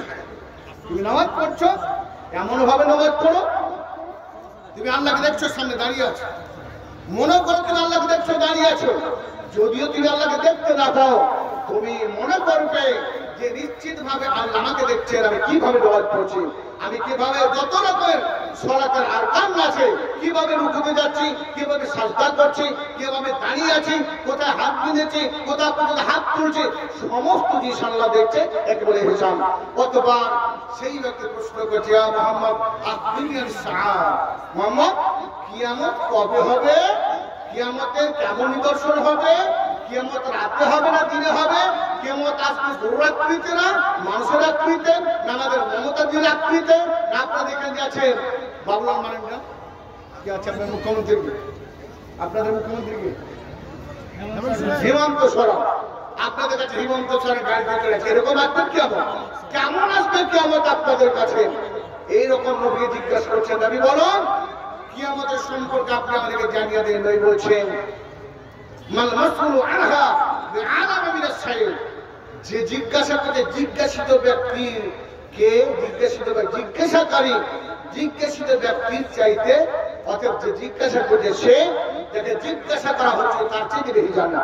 অতএব আমি মুহাম্মদ তোমার চাইতে বেশি জানি না কিয়ামত কখন হবে, কিভাবে হবে, কখন আসবে, রাতে আসবে না দিনে আসবে, কি আকৃতি আসবে, কিভাবে কখন হবে, আমি হয়তো বিছানায় ঘুমিয়ে আছি সেই সময় আসবে, জানিয়ে বলতে পারবো না। কিয়ামত সম্পর্কে আল্লাহ আমাকে জানানি কোন ইঙ্গিত দেনে। আবার সেই মহান ব্যক্তি বলছেন তবে কিয়ামত জানেন না কখন হবে, কি হবে, তো বলছেন আকদিন আন আমারাতহা, তবে মুহাম্মদ কিয়ামতের কিছু নিদর্শন দেখিয়ে দেন আমাকে। কিয়ামত আসবে তার কিছু নিদর্শন বলে দেন, এই এই জিনিস আসবে কিয়ামতের পূর্বে, এইরকম কিছু সংকেত আসবে, এটা বলে দেন। নবী বলছেন শুনে রাখো, রাসূল বলছে হে মহান ব্যক্তি শুনে রাখো, আমার তারাহু, তুমি ভালোকে কর্ণপাত করে শোনো, আমার দিকে মনোনিবেশ দাও, তুমি আমার দিকে কর্ণপাত করো, কোন দিকে তুমি তাকাবে না, কারো দিকে তোমার অন্তরটা তার দিকে থাকবে না। আমি মুহাম্মদ যেই কথা বলছি আমার দিকে মনোনিবেশ দাও, আমার দিকে দৃষ্টি রাখো, অন্তরটাকে বিচলিত করে আমার দিকে ধ্যান দাও, কখন আসবে? আল্লাহ বললেন আমার তারা, তুমি মনে করো আনাল হুফাত আবার উরাতা, তুমি জেনে রাখো যখন দেখবে পৃথিবীর মধ্যে যারা সবচেয়ে নিকৃষ্ট মানের লোক, আল্লাহ বলছেন আম তালিদাল আমাত রাব্বাতাহা, আম তালিদাল আমাত রাব্বাতাহা, কিয়ামতের প্রথম নিদর্শন হচ্ছে বাড়ির বৌমারা, বাড়ির যারা দাসদাসী তারা বাড়ির মালিককে বলবে তুই মাটি দাও না আমার বাড়িতে, নিজের ছেলেকে বলবে আব্বা এতদিন তোমাদের খাইয়েছো আজ আমরা বসে খাবো, তুই মাটি দাও না আমার বাড়িতে। বাড়ির ছেলে মেয়েরা পিতা মাতাকে দাসদাসীর মতো দেখবে, পিতা মাতার কোন রকমের তাদের প্রতি ভ্রুক্ষেপ থাকবে না, তাদের প্রতি মায়া মহব্বত থাকবে না, তাদের প্রতি কোন রকমের নম্রতা থাকবে না। মাতা পিতাকে তারা রাখালের মতো, মাতা পিতাকে তারা দেখবে বাড়ির কাজ করার মতো, মাকে বলবে মা তুমি এতদিন বসে খেয়েছো, থালা বাসন দ্বারা ধুয়ে নিয়েছো, ভাত রান্না করো, আমি তোমার বৌমা হয়ে আজ তোকে নির্দেশ দিচ্ছি তুমি আমাকে বসে বসে খাওয়াবে। ঈশ্বরী বললেন নিজের মালিককে জন্ম দিবে, নিজের বাপ্পাকে বলবে আজ রাখালের কাজ তুমি করো। বলছেন এটা কি আমাদের নিদর্শন। একবার অনেকদিন আগে আমি মনিরপুরে একটা 21 সভাপতির জলসায় গেছিলাম, অনেকদিন আগে, তখন আমি সরকারি চাকরি পাইনি, তাই ধরে আমার সরকারি চাকরি চলছে এখন 16 বছর। 16 বছর আগে আমি এই মুড়ের জুমা মসজিদ কোন জায়গা তোমার চিন্তা করছি, হ্যাঁ জামে মসজিদে, ওই জামে মসজিদে জলসে গিয়েছিলাম। তো একজন ব্যক্তি মারা গেছে, হয়তো সেই সময় বয়স্ক লোক ছিল, মুন্সি মানুষ। জলসা শেষ হলো, হ্যাঁ আব্দুল লতিফ কিরা বলছি চাচা বাড়ি যান, আপনার জলসা শেষ, একটা বাড়ছে যে বাড়িতে স্ত্রীরা বাড়িতে বৌমারা দেখতে পারে না, ছেলে দেখতে পারে না, এই মসজিদ থাকবো, মসজিদের মধ্যে ভাত বই ওই খাবো, মসজিদের ইমামের ভাত বইয়ে দিব, ইমাম আমার দুটো রাখবে, বাঁচা ভাত গুলা কামড়ো ভাত বলা, অবশিষ্ট ভাত গুলা খেয়ে থাকবো, বাড়িকে শান্তি রায়। আচ্ছা অন্য কেউ যাই হোক, আমি নামটা জানি না, আমি এটা ঘটনা বলছি, উনার মধ্যে শোনাব, আমি এটা বলছি প্রায় 15 বছর আগের কথা। তিনি আক্ষেপ করে বলছে আমার ছেলেও দেখতে পারে না, খেতে দেয় না, বৌমারা খেতে দেয় না, টুকটুক করে বসে তাকায়, স্ত্রী ঘরে নাই, কেউ কেউ স্মরণ রাখে না। তাই আমি দিনের পর দিন এই মসজিদের মধ্যে থাকি, মসজিদের ইমামের ভাগ করে দিই, তার বাঁচা ভাগ করে আমাকে তাই খায়, এই নিয়ে আমি থাকি। ভাইরা বন্ধুরা আমার, তাই এই যে এখন কিয়ামতের আলোতে চলে বললেন আম তালে তালে আমার তো রাব্বাতা, বাড়ির দাসীরা তারা করবে কি নিজের মালিককে বলে তোমায় জন্ম দিয়েছে। ছেলেরা বাপের কাজ করবে, মায়েরা মেয়েরা বৌমারা মায়ের কাজ শাশুড়ি কাজ করবে, বৌমারা শাশুড়িকে দাসী বলে করবে, রান্না করো আর ঘর ঝাড়ু দাও, ভাত রান্না করো, চুলা ঝাড় দাও, এইগুলো কথা বলবে। বিষয় বলছে এটা জানো কিয়ামতের নিদর্শন। এই বলে আরো কর্ণপাত করে শোনো, আমার দিকে নজর রাখো, তোমরা শুনে রাখো, আন্নার ভোপাতাল পুরাতা, যাদের পায়ে কোনো চপ্পল থাকবে না, পরনে পোশাক থাকবে না, রিহার্সা মাঠে ঘাটে ছাগল গরু চড়াবে, বাজারে বাজারে ঘুরে বেড়াবে, মাঠে মাঠে ঘন্টার পর ঘন্টা ছাগল চড়াবে, বোম্বা চড়িয়ে বেড়াবে, এই লোকেরা বড় বড় বিল্ডিং করে, এটা তারা ওরা ফিল করিয়া বড় বড় বিল্ডিং তৈরি করে, 5 তলা 10 তলা 2 তলা বিল্ডিং করে, মার্বেল পাথর বসে সুন্দর করে সাজিয়ে তারা বলবে দেখো আমার কত বড় বাড়ি, সে একজন ছিল রাখাও, কিছুই ছিল না, একজন বড় বিল্ডিং করে আপোষের মতো গর্ব করবে, ফখর করবে, নিজের গৌরব দেখাবে, আমি বাড়ি তৈরি করেছি। নবী বললেন এইরকম যখন দেশের মধ্যে দেখতে পাবে নিশ্চিত ভাবে কিয়ামত শুরু হবে। এইরকম যখন দেখতে পাবে দেশের মধ্যে অঘটন ঘটছে, এইরকম যখন মানুষেরা এই রোগ করছে, তখন জেনে রাখো কিয়ামত শুরু হবে। এই কথা বলার পর সেই ব্যক্তি নবীর কাছ থেকে বিদায় হয়ে চলে গেল। হঠাৎ সাহাবা দেখছে কোথা হারিয়ে, সেই ব্যক্তিরা নবীর কাছ থেকে চলে এলো কোথায়, যিনি সুন্নাম তালাকা, নবীর কাছ থেকে সেই ব্যক্তি বিদায় হয়ে গেল। সাহাবা ওমর বলছেন ফালাবিস্তু মালিয়ান, আমরা কিছুক্ষণ নবীর কাছ থেকে ওই লোকটার কথা জানতে ভুলে গেলাম, নবী আমাদেরকে দিতে ভুলেন। কেউ বলছে 3 ঘন্টা, বলছে 3 দিন পরে। নবী বলছে গো ইয়া ওয়াহাল তাদরি, তোমার জানো ওই লোকটা কে ছিল, যেই লোকটা আমার কাছে প্রশ্ন করছে, আর সেই লোকটা প্রশ্ন করার পর আমাকে আবার প্রশ্ন করছে, প্রশ্নের উত্তর বলার পর প্রশ্নকে আবার সেই সার্টিফাইড করছে, সত্য বলে জানছে, এই লোকটাই জানো। ওমর বলেন আল্লাহ ওয়া রাসূল আলাম, এই ব্যাপার আমি আর জানি না, আল্লাহ এবং আল্লাহ রাসূল অধিক জানেন। বলছেন ইন্নাহু জিবরাইল, সেই ব্যক্তি ছিল জিবরাইল, আতাকুম ইউআল্লিমুকুম দীনাকুম, যিনি তোমাদের কাছে এসেছিল দ্বীন শিক্ষা দিয়ে তোমাদেরকে। আমাকে আল্লাহ দ্বীনের শিক্ষা দিয়েছেন, তোমাদেরকে সর্বজ্ঞভাবে যৌথভাবে তোমরা যেন দ্বীনের প্রশিক্ষণ পাও। ঈমান কাকে বলে, ইসলাম কাকে বলে, ইহসান কাকে বলে, আর তোমাদেরকে কিয়ামতের নিদর্শন কাকে বলে। ঈশ্বরী বলেন সেই ব্যক্তি ছিল তোমাদের কাছে দ্বীন শিক্ষা দিতেছ। জিবরাইল তিনি আল্লাহর দূত, আল্লাহর সবচাইতে সংরক্ষিত দূত, সেই ফেরেশতা আমার সাহায্য করে, আমার কাছে ওহী নিয়ে আছে, ওহীর বাহক, তিনি আল্লাহর কাছ থেকে ওহী নিয়ে আমার কাছে পৌঁছে দেন। এই ফেরেশতা তোমাদেরকে শিক্ষা দেওয়ার লাগে আমার কাছে প্রশ্ন করছিল, আমি তাকে প্রশ্নের উত্তর বলে সেই হচ্ছে সাদাত, আমি সত্য বলেছি। ভাইরা বন্ধুরা আমার, এই হাদিসটাকে হাদিসে জিবরাইল বলা হয়। হাদিসটাই যদি শুধু ব্যাখ্যা করা ভালো করে তাহলে কমপক্ষে 3 ঘন্টা সময় লাগবে হাদিসটা।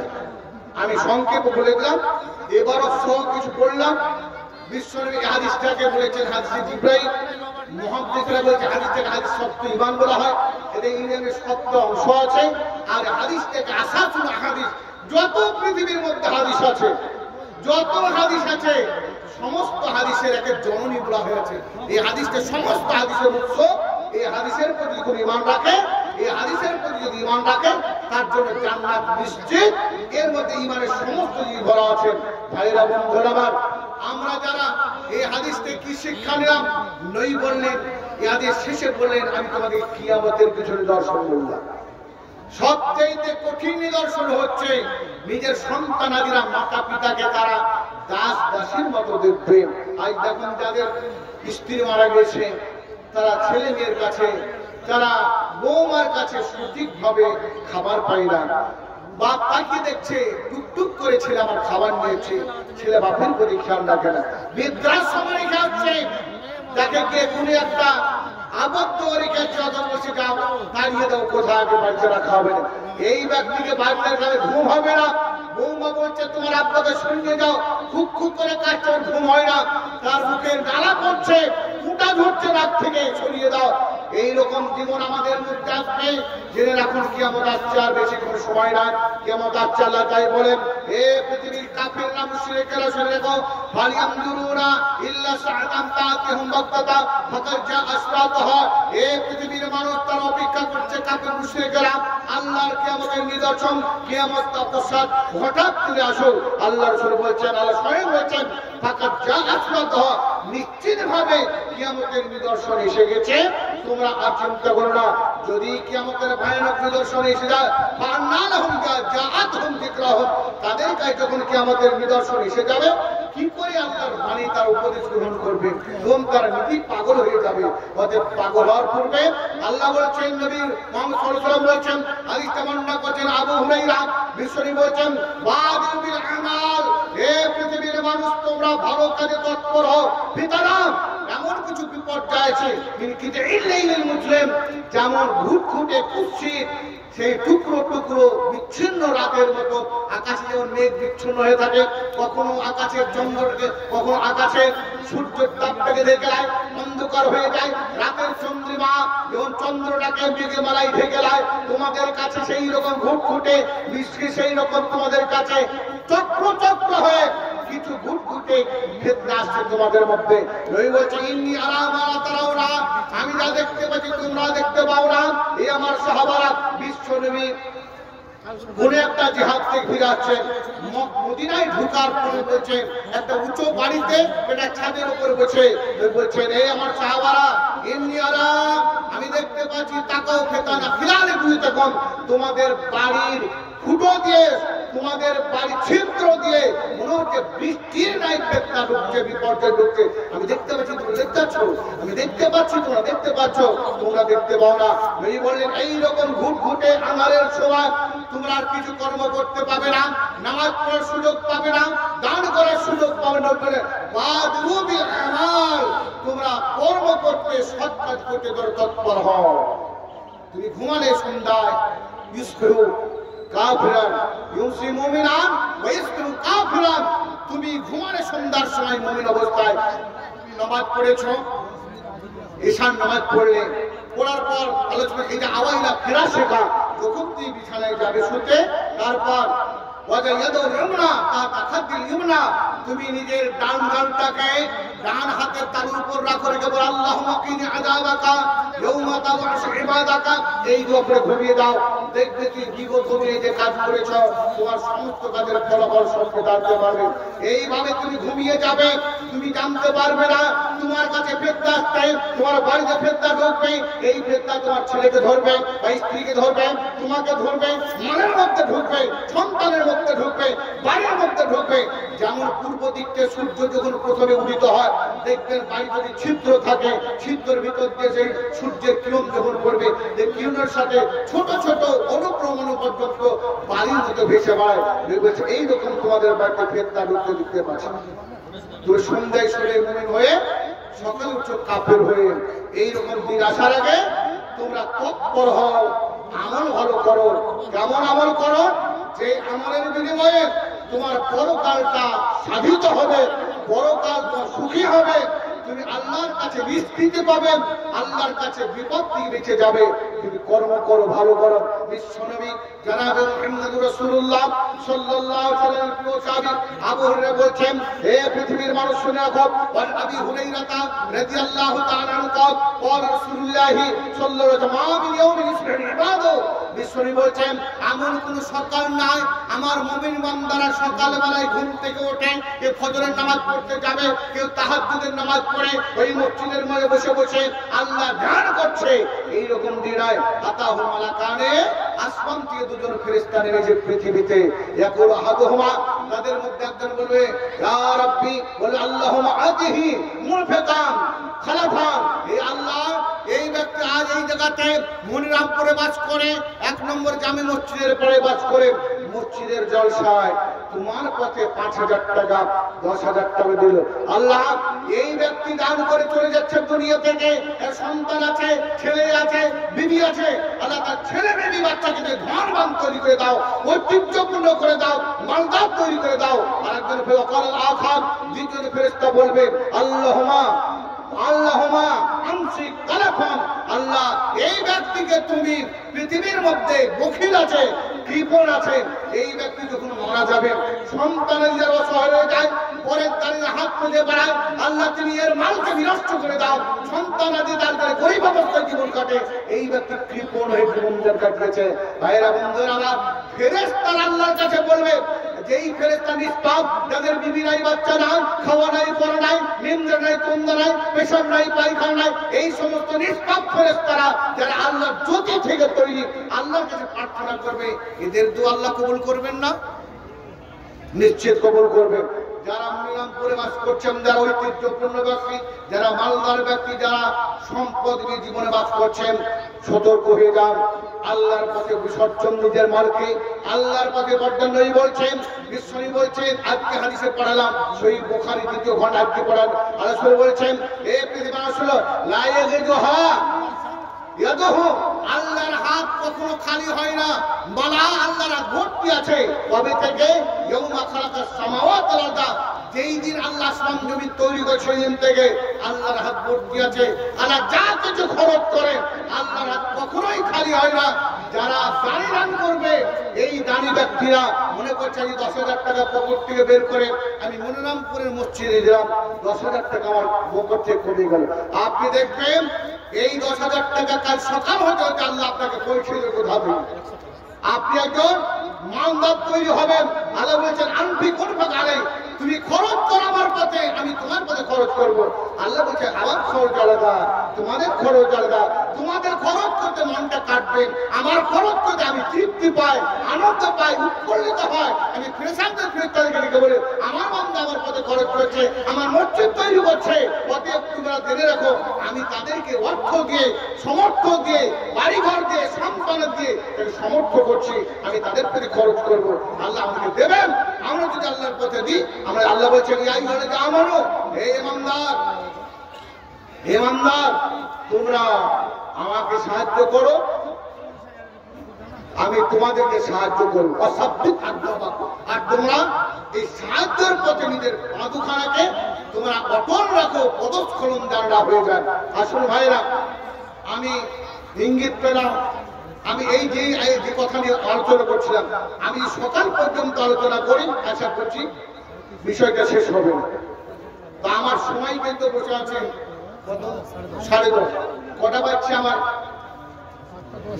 8:10 আর মাত্র 10টা আমি উঠেছি 8:30 তার মানে 40 মানে এখন আর আমার কাছে হাতে আছে মাত্র 20 মিনিট এই 20 মিনিটে আল্লাহ সবচেয়ে যিনি বান্দা কিয়ামতের দিন বিপদে পড়বে না এই মালটা আপনাকে সংরক্ষণ করবে এই মালটাকে কবর সংরক্ষণ করবেন এই মালটা আপনাকে পুলসিরাতে পার করতে সমর্থন করবেন এই পৃথিবীর সম্পদ আপনার থাকবে না আপনি চলে যাবেন দুনিয়া ছেড়ে এই সম্পদ আপনার সাথে থাকবে কেমন পর্যন্ত আপনার শরীরের সঙ্গে ওতপ্রোতভাবে জামার মতো জামার ভিতরে একটা গেঞ্জি আছে এটাকে বলা হয় এটা বলে শিয়ার শরীরের সঙ্গে স্পর্শ করে আছে এই গেঞ্জিটাকে একে শিয়ার বলা হয় আর এই জামাটাকে দেশার বলা হয়। আপনার দান জামাটা আপনার শরীরের সমস্ত শরীর সঙ্গে এই দানটা অতপ্রত হয়ে থাকবে, আপনি কেমন দেখতে পাবেন। আসল ভাই, এমন কোন ব্যক্তি আছেন হুইজ রানার, এমন কোন দাতা আছে এই মসজিদের জন্য আজকে সবচাইতে একটা বড় দান দেবে, সবচাইতে একটা বড় দান দিয়ে মসজিদকে সমর্পণ করবে। বিশ্বনবীর প্রিয় সাহাবী ওসমান গনি রাদিয়াল্লাহু তাআলা আনহু বলেছে, ওসমান গনি নবীর দুই মেয়ের জামাত আর কোরআনের সংকলন করেছে, কোরআনকে একত্রিত করেছে, যে জামিউল কোরআন বলা হয়। ওসমান গনি রাদিয়াল্লাহু তাআলা রোকে তিনি আজকে মনে করতে বলছেন, ওসমান রাদিয়াল্লাহু তাআলা قال رسول الله صلى الله عليه وسلم من بنى لله مسجدا بنى الله له بيتا في الجنه। যেই ব্যক্তি একটা ছোট্ট মসজিদ খড়ের হোক, মাটির হোক, মার্বেলের হোক, মোজাইক করা হোক, সোনা দিয়ে হোক, রূপা দিয়ে হোক, যে কোনো মার্বেল দিয়ে তৈরি করা হোক, কেউ যদি একটা মসজিদ তৈরি করে দেয়, আমি তার জন্য জান্নাতে একটা সবচাইতে বড় জান্নাত তৈরি করে দেব। কে আছেন এমন ব্যক্তি? অথবা আপনি মসজিদ তৈরি করতে 5 ব্যাগ সিমেন্ট দিলেন, 5,000 টাকা, 10,000 টাকা, 1 লাখ টাকা, 50,000 টাকা দিচ্ছে, এইরকম দাতা যারা আসবে, আল্লাহ তার জন্য জান্নাতের ঘর কি হবে? নবী বলছেন লাবিনাতুল মিন যাহাবিন লাবিনাতুল ফিদ্দাতিন, একটা সোনা আর একটা চাঁদির ইট দিয়ে তৈরি করা আছে। দর্শন কে আছেন কমপক্ষে 10,000 টাকা দেবেন, এইরকম একটা দাতা, নগদে হোক বা বাকিতে হোক। 10,000 টাকার একটা দাতা কি আছেন? পরে দিয়েন না, ছেড়ে দিয়ে বলে দিলাম না, এরকম কেউ আছেন? 78,000 একটা কলম কে আছেন কমপক্ষে 10,000 টাকা দেবেন, এইরকম একটা দাতা আছেন। আপনাদের যত দাম দিতে পারে, কিন্তু একটা কলম চাইছি 10,000 টাকা। কেউ আছেন কমিটির মধ্যে থেকে হোক, বহিরাগত যারা আমন্ত্রিত ব্যক্তি হোক, যাদেরকে কার্ড দিয়ে দাওয়াত দিয়ে আনা হয়েছে, অথবা আপনি কেউ চিনেন, আপনাকে কেউ চিনে না, কান থেকে গরিব মনে হচ্ছে যে আপনি অপরিচিত, এইরকম একজন পথিকের মতো গরিবের মধ্যে এসে দিচ্ছেন, এইরকম একটা ব্যক্তি কেউ আছে? আমি 10,000 টাকা লিখে দেন খাতায়, আপনার সময় দেওয়া হচ্ছে কাল, কান্না করে পরশু, 1 সপ্তাহ, এমনকি আপনাকে 1 মাস পর্যন্ত সময় দেওয়া হচ্ছে। আপনার কাছে আমি চাইছি 10,000 টাকা। আসুন, এখানে যে লেখা আছে 200-500 টাকার বেশি না। মসজিদ বোধহয় কিছুই করবেন না, মাইক কিনবেন না, মসজিদের মাইক কেনার লেগে পয়সা আদায় করছেন না, অনেক কাজ আছে। তাহলে অনেক কাজের জন্য অনেক টাকা দরকার। কে আছেন অনেক টাকা দেওয়ার মতো কি লোক আছেন? এমন একজন সম্ভ্রান্ত ব্যক্তি এইরকম দান দেবে আল্লাহর ঘর তৈরির জন্য, কেউ আছে? আসুন, একটা কলম নাই। আমি একটা জলসায় গেছিলাম অনেকদিন আগে, বহরমপুরের কাছে কান্দি থানা, কিন্তু বহরমপুরের কাছে কিন্তু কান্দি থানা, এখানে একটা আশা নামক গ্রামটা জলসায় গেছিলাম। আমার আগে গরিবপুর বলে, নদিয়ার পাশে গরিবপুর বলে একটা জায়গা, ওখানকার একটা মাস্টার ছিলেন। আমি অনেকদিন আগে তারানগর মাদ্রাসা 59 ছিলাম। মাস্টার আব্দুল মজিদ সাহেব তিনি একটা হাই মাদ্রাসার নদিয়া পণ্ডিত হাই মাদ্রাসা এখন প্যারালাইসিস বিচার করে আছে। এই মাস্টার 10টা বলে বললেন, আমাকে 10টার পর দিলেন। তিনি 80 বস্তা সিমেন্ট আর 50,000 টাকা আদায় করে দিয়েছে। ভাই এরপরে তিনি পাড়াতে লাগছিলাম, আদায় করাতে পারলাম না। আমি উঠলাম, 8 ঘন্টা বস করলাম, করার পর বললাম এই গ্রাম খুব শিক্ষিত গ্রাম, এমন কোন বাড়ি নাই সেই বাড়িতে 2টো করে সরকারি শিক্ষক শিক্ষিকা নাই। বৌমা ছেলে শিক্ষক শিক্ষিকা, স্বামী স্ত্রী তারা শিক্ষক শিক্ষিকা। এই গ্রামে সবচেয়ে বিএড কলেজ, হাসপাতাল, তারপর জেলা পরিষদের অফিস, তারপর ধরে হাই মাদ্রাসা, হাই স্কুল, সমস্ত শিক্ষা প্রতিষ্ঠান সেই গ্রামে আছে। এত প্রসিদ্ধ গ্রাম, শিক্ষিত গ্রাম। আমার কাছে একটা লোক সামনে বসেছিল, মাথায় তার কালো পাগড়ি বাঁধা আছে, পরনে পড়েছে কালো ধরনের একটা লুঙ্গি, জামা পড়েছে কালো, আর হাতে একটা লোহার লাঠি আছে। বলছেন আমি দেবো 10,000 টাকা। আমি বললাম যাক, একটা 10,000 পড়েছে, দ্বিতীয় নাম্বার 10,000 কে দিবে? আমার মুক্তি উচ্চারণ হওয়ার পরে লোকটা বলছে আমি দেবো 10,000। ওই বুঝছেন? আমি বললাম আল্লাহ মিত্রা, আল্লাহ বিজোড়কে ভালোবাসেন, 3 নাম্বার 10,000 কে দেবেন? ওই লোকটা আবার হচ্ছে আমি আরো 10,000 দেবো, 3-10 30,000 একজনের ঘটনা করছেন। কমিটিও চিনে না, আমি বক্তাও চিনি না, কোন গ্রামের লোকে বলছে লোকটাকে। পরক্ষণে একজন বলছে লোকটার মাথা খারাপ। মনিরামপুরের লোক নাই মাথা খারাপ, যেমন লিখিয়ে দে ভাই পরে দেবো না, তো আছেন লিখিয়ে দেন পরে দিয়ে দেন, তখন এটাই আপনার বিবাদ হবো। 10,000 টাকা উইথ ডলার অনলি 10,000। কে এমন ব্যক্তি আছে 10,000 টাকা দেবেন? একজন ব্যক্তি 10,000। এইরকম দাতা কেউ আছেন? নগদে হোক বা বাকিতে হোক,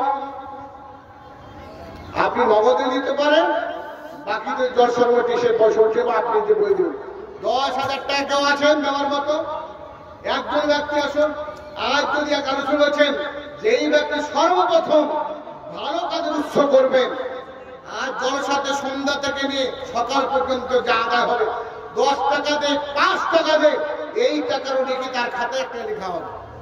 যে 10,000 টাকা দিয়া এই জলসায় সমর্থন করবেন, ওই ব্যক্তির যত লোক দান করবে, এমনকি 5 টাকা দান করে 5 টাকা যে ব্যক্তি যা নেকি লেখা হবে তার নেকি ওর খাতাতে একটাই হবে।